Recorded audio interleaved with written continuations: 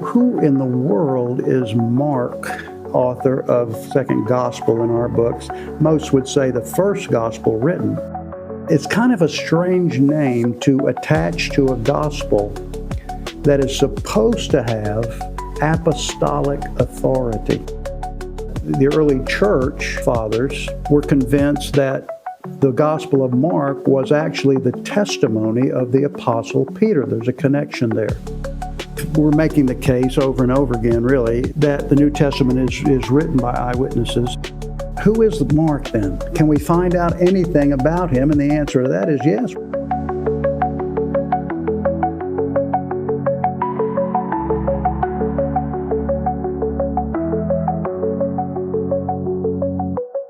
Hey, welcome to Church for Skeptics. Who in the world is Mark, the author, supposed author of Matthew, Mark, the second gospel in our books? Most would say the first gospel written. It's kind of a strange name to attach to a gospel that is supposed to have apostolic authority. Now, we're making the case over and over again, really, that the New Testament is written by eyewitnesses, and of course that's what it says over and over and over again. So it's either true or they've made it up, and they're a bunch of liars. It's a big conspiracy. But why Mark? And of course, why Luke, which is another video? We're just going to talk about Mark today. How does that connect with apostolic authority? Well, we said on the last video that the early church fathers, Papias and Irenaeus and Eusebius and down the line, were convinced that the Gospel of Mark was actually the testimony of the Apostle Peter. There's a connection there. Who is Mark then? Can we find out anything about him? And the answer to that is yes, we can find out a lot about him. He's not out of the picture. He's not somebody they pulled out of the woodworks here or made him up out of whole cloth. His name is actually John Mark, and he's right here in the New Testament. The story of Mark, let's say, starts in Acts chapter 12. Now, I'm not going to read all this to you. I encourage you, if you just want to read some Bible, look at Acts chapter 12 and read it. It starts with the Apostle Peter, by the way. The story of John Mark starts with the Apostle Peter. So Herod Agrippa, who is Herod the Great's grandson, is just a mean guy, and he loves to please people, no matter what the cost of that is. And so he puts to death James, the brother of John. So James was an apostle and one of the first martyrs, not the first, Stephen's the first martyr in Acts 6. But John's brother, James, is the second martyr here. And Herod Agrippa. And so once that pleases the Jews who hate the Christians so much at that point in time. And so then to make it even worse, or not even worse, but to improve his standing with the Jewish community, Herod Agrippa then puts Peter in jail. By the way, not long after that, according to Acts, Herod Agrippa dies in a pool of worms, so to speak. You can read that also in the New Testament. Herod Agrippa reigned from 41. Now think about the dates, 41 AD. That's 8 years after Jesus? 33 plus 8, 41. And he only reigned 3 years, so for 44 is where he died. But he imprisoned Peter. And in Acts, we're told that Peter had a miraculous escape, that the Holy Spirit unchained him, opened all the doors for him, put the guards to sleep. And so Peter walks out, and Peter thinks it's a vision. And so he finally comes to himself and says, hey, I got out. This is miraculous. This is wonderful. Where do I go now? Here's where he goes. Acts chapter 12, verse 12 and 13. So I think I might just do 12. He says, when he realized this, when Peter realized that he was getting out of prison free, he went to the house of Mary, the mother of John, whose other name was Mark, where many people were gathered together and were praying. Of course, most people know that the early church met in houses. They had house churches. And John's family, in particular his mother, was a hostess for a lot of disciples coming through, having meals there, praying there, having teaching there. No doubt Peter was there often, so they knew each other. Mark and Peter would have known each other right from the get-go here. I think that's kind of neat, and I think it's also neat that Luke, who wrote Acts, specifies which John he's talking about, because John's a common name. John the Apostle, John the Baptist. So he specified this John is also called Mark. So now we learn a chapter later, John Mark, we'll call him John Mark, traveled with Peter. This is probably during the persecution, and we just talked about that, where Peter was imprisoned and James was assassinated, executed. And so John Mark was going on a missionary journey with Paul and Barnabas, and we learn later that much later, that Barnabas happens to be John Mark's cousin. So it's sort of an all in the family thing at this point, I guess. So here we go. We're just going to go scroll through these scriptures here, and I'm going to read them to you, and we'll make a comment or two. Acts chapter 12, verse 25. And Barnabas and Saul, this is what I just said, and Barnabas and Saul, who became Paul, of course, returned from Jerusalem when they had completed their service. There was a big council in Jerusalem in Acts 15. He brought with them John, whose other name was Mark. So they're going on the first missionary journey, and Mark is going with them. When they get to this place, and the head man of the island becomes a convert. I don't know if that was the issue or not.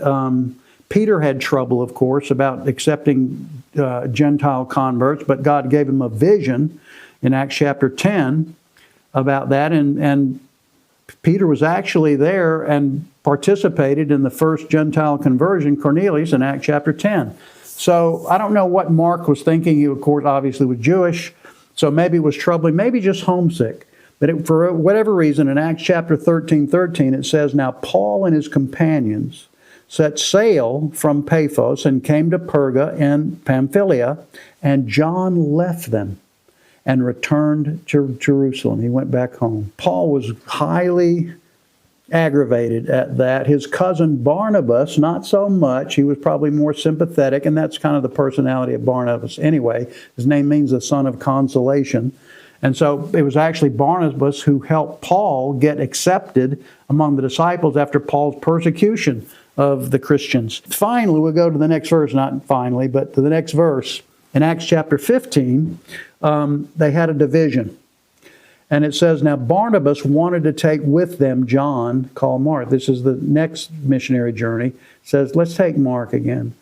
But Paul thought best not to take with them one who had withdrawn from them in Pamphylia and had not gone with them to the work. Paul was kind of that guy, I think. He was obviously task-oriented, not so much of a people person, although people were his task. But anyway, it says that they had a big falling out about it, and they split. Barnabas and Paul split over John Mark. Now, all is well in the end. Colossians chapter 4. Now, this is Paul's in prison. And here's what he says. Aristarchus, my fellow prisoner, greets you. He's writing to the church in Colossae. And Mark, the cousin of Barnabas, concerning whom you have received instructions, if he comes to you, welcome him. So Mark was there. Of course, Peter's also there. Peter's in Rome as well. He's imprisoned as well at some point, and that's where he died in Rome. So Mark is there. Apparently, Paul sends Mark to Colossae. Now he's reconciled with Mark. He's using Mark, and Mark got back on track apparently as well. Let's keep going. A couple more verses here.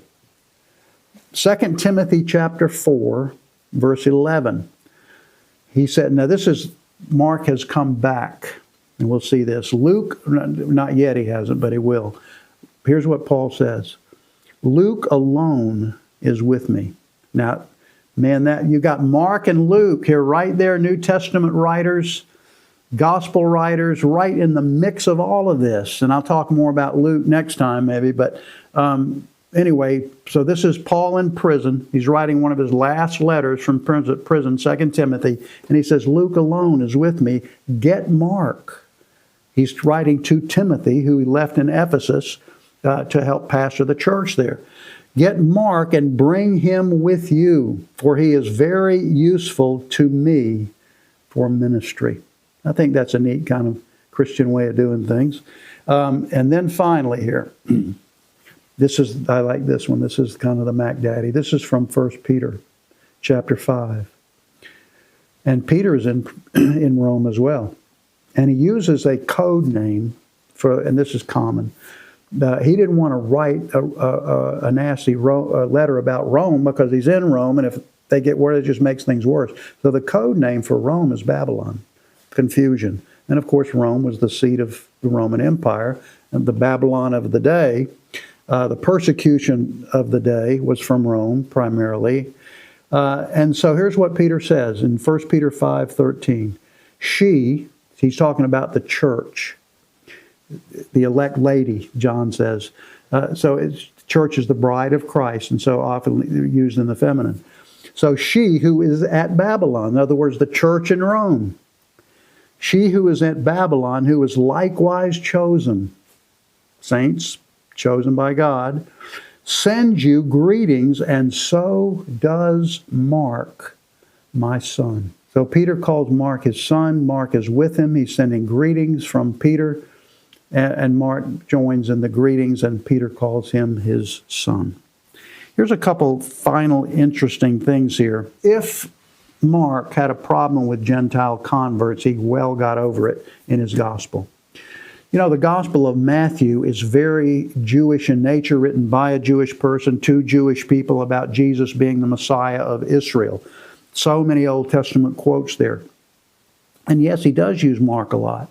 Why wouldn't he? But so Matthew doesn't explain Jewish customs because he's writing to Jewish people. They already know that. When Mark writes his gospel, every time he says something about the Jewish customs, he explains those things to his audience who is Gentile. So he's writing both, no doubt, but primarily to the Gentile population to convince them that Jesus really is who he claimed to be.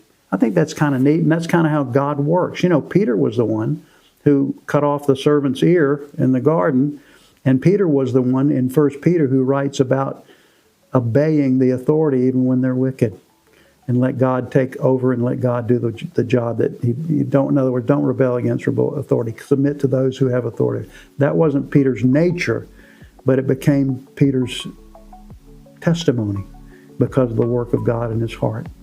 I hope that happens to you and me. Thanks for watching.